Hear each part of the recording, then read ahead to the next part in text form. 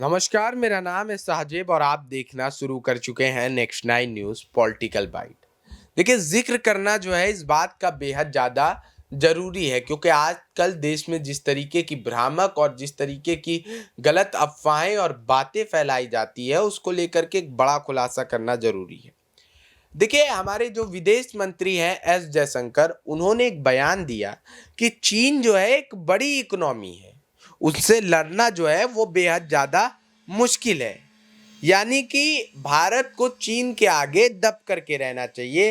अगर सीधे शब्दों में कहे तो एस जयशंकर के बयानों का मतलब जो है वो यही है कि चीन बड़ी इकोनॉमी है, हमें उनसे डर करके रहना चाहिए। तो याद कीजिए 1947 की भारत की आज़ादी और उससे पहले का पूर्ण स्वराज का जो आंदोलन गांधी जी के नेतृत्व में देश में चल रहा था। अंग्रेजी सरकार के पास तमाम चीज़ें थी, अंग्रेजी सरकार के पास जो है हथियार थे, बंदूक थे और तमाम चीज़ें जो है भारत में जो आंदोलन की आग लगी हुई थी उससे ज़्यादा पावरफुल जो है अंग्रेजी सरकार थी।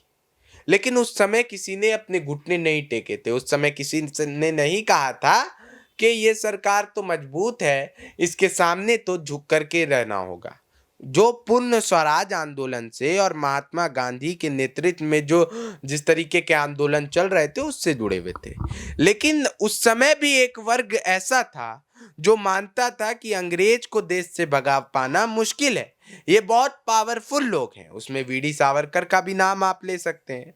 उसमें वीडी सावरकर की विचारधारा से जुड़े लोग जो है उनका भी आप नाम ले सकते हैं। आज आरएसएस संघ जो अपने आप को देशभक्त बताती है, उन्हें याद करना चाहिए वल्लभ भाई पटेल के वक्त का वो दौर जिस समय आरएसएस पर बैन लगा दिया गया था और आरएसएस को इस शर्त पर जो है वापस किया गया था कि वो देश का सम्मान करेंगे, भारतीय तिरंगे का सम्मान करेंगे, इसलिए उन्हें जो है यहाँ पर वापस फिर से आने दिया गया था। नहीं तो जिस तरीके से अभी पीएफआई पर बैन है उस तरीके से सरदार वल्लभ भाई पटेल को लेकर के जो है ये सेम बातें जो है उन्होंने बैन लगा दिया था और शर्त रख दिया था आरएसएस के लिए। आज भारतीय जनता पार्टी संसद में खड़े होकर के अपने आप को वल्लभ भाई पटेल की विचारधारा का बताती है। लेकिन क्या वल्लभ भाई पटेल की विचारधारा यही थी? उन्होंने तो आरएसएस पर बैन लगा दिया था।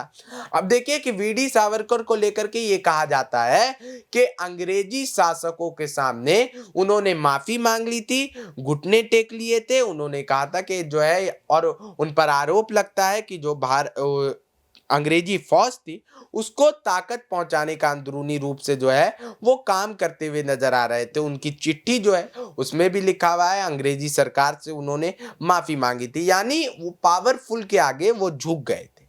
तो ठीक आज ऐसा ही हो रहा है। एस जयशंकर के बयान से कहीं ना कहीं लग रहा है कि ये वही विचारधारा जो है देश में वापस लौट रही है कि जो हमसे मजबूत है उससे कभी मत लड़ाई करो, उससे हमेशा आप जो है फायदा लेने का काम जो है देखते जाओ। वीडी सावरकर को अंग्रेज सरकार के जो है यहाँ पर पेंशन मिला करती थी, इस वजह से वो अंग्रेज सरकार की जो है पिट्ठू बन करके जो है यहाँ पर रहा करते थे।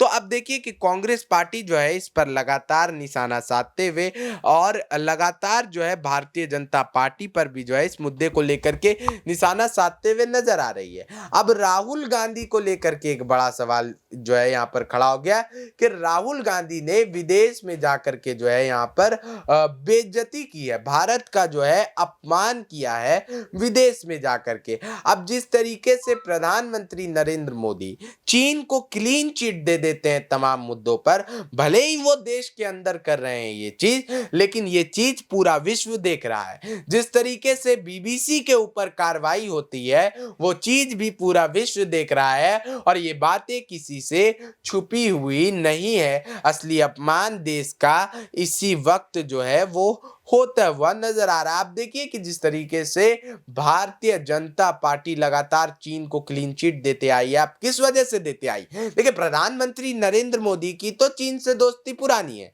गुजरात के मुख्यमंत्री होने के वक्त भी वो चीन जाते रहते थे, चीन से तो उनके रिश्ते पुराने हैं। देखिए, कांग्रेस इस पर अपनी सफाई नहीं दे सकती है, कांग्रेस के भी चीन से रिश्ते पुराने हैं। हिंदी चीनी भाई भाई का नारा भी कांग्रेस पार्टी ने ही दिया था। लेकिन अब देखिए राजनीति है, राजनीति में कब कौन अपना बयान बदल दे, कहना मुश्किल है। और कूटनीति जो है, अगर एक जो भी पार्टी सत्ता में आती है वो एक ही कूटनीति बना करके चलती है तभी चल पाती है। लेकिन ये जो विचारधारा भारतीय जनता पार्टी की झलक रही है वो साफ सीधे तौर पर आरएसएस और सावरकर की विचारधारा से जो है मेल खाती है। पवन खेड़ा ने एक बार फिर से भारतीय जनता पार्टी पर निशाना साधा है। कुछ दिनों से पवन खेड़ा जो है चर्चा का केंद्र बने हुए हैं। क्या कुछ कहा है पवन खेड़ा ने, उनका बयान आपको सुनना चाहिए, सुनिए उनका बयान। पिछले 3 दिन से भारतीय जनता पार्टी में एक हड़कंप मचा हुआ है। अरे राहुल गांधी जी ने विदेश की धरती पर बोल दिया। साहब, जब प्रधानमंत्री चीन को क्लीन चिट देते हैं ना, वो देश की धरती पर ही देते हैं, लेकिन पूरा विश्व देखता है उस बात को। जब आप बीबीसी पर रेड डालते हैं ना, तो ऐसा नहीं कि लंदन को मालूम नहीं पड़ता, वो खबर भी पूरे विश्व में जाती है कि आप क्या कर रहे हैं यहां। जब आप जर्नलिस्ट को दबाते हैं, रेड डालते हैं, अरेस्ट करते हैं, लोगों को जहाज से उतारते हैं, वो पूरा विश्व देखता है। वो ऐसा नहीं कि आपने देश की धरती पर कर दिया तो देश की धरती को ही मालूम पड़ा और बाकियों को नहीं मालूम पड़ा। ये 17वीं शताब्दी नहीं है। रही बात राहुल गांधी जी की वक्तव्य की, तो उन्होंने तो बड़ा स्पष्ट वक्तव्य दिया है कि 140 करोड़ की हमारी हिंदुस्तान की जनता सक्षम है इन चुनौतियों का मुकाबला करने में। वो चुनौतियां जो आप लोकतंत्र के सामने ला रहे हैं, हम सक्षम हैं। और कांग्रेस पार्टी तो कहीं ज्यादा सक्षम है। जब हम अंग्रेजों से लड़ रहे थे ना, तब भी आप विदेशियों का ही साथ दे रहे थे, कांग्रेस पार्टी का या आजादी के आंदोलन का साथ नहीं दे रहे थे। भारत छोड़ो आंदोलन का स्मरण मैं आपको करा दूं। रही बात अघोषित आपातकाल की, तो वो तो हम देख ही रहे हैं। आप बार बार 1975 की बात करते हैं ना, तो मैं वो भी आपको याद दिला दूं कि उस वक्त के संघ प्रमुख बाला साहब देवरस ने समर्थन पत्र दिया था प्रधानमंत्री इंदिरा गांधी जी को कि हम सरकार की नीतियों के साथ खड़े हैं। एक आध लीडर थे आपके, सुब्रमण्यम स्वामी उनमें से एक थे, जो विदेश जाकर विदेशी कंट्रीज का साथ लेने गए भारत सरकार के खिलाफ। तो इसलिए हमें भाषण मत दीजिए, हम सक्षम हैं आपका मुकाबला करने के लिए। भारत का एक एक नागरिक मुकाबला कर रहा है, करेगा और लोकतंत्र को बचाएगा। रविशंकर प्रसाद जी, रही बात आपकी, आपके अच्छे दिन थे, अब नहीं रहे वो अच्छे दिन। इसका मतलब ये नहीं कि आप इतने काबिल वकील होने के साथ साथ, एक पढ़े लिखे व्यक्ति होने के साथ साथ आप ऐसी बातें करें तो ये शोभा नहीं देता। सुना आपने पवन खेड़ा क्या कुछ कहते हुए नजर आ रहे हैं। बहरहाल इस पर आपकी राय क्या है वो जानना बेहद जरूरी है। कमेंट करके अवश्य बताइए। तब तक के लिए बने रहिए और देखते रहिए नेक्स्ट 9 न्यूज़ पॉलिटिकल बाइट।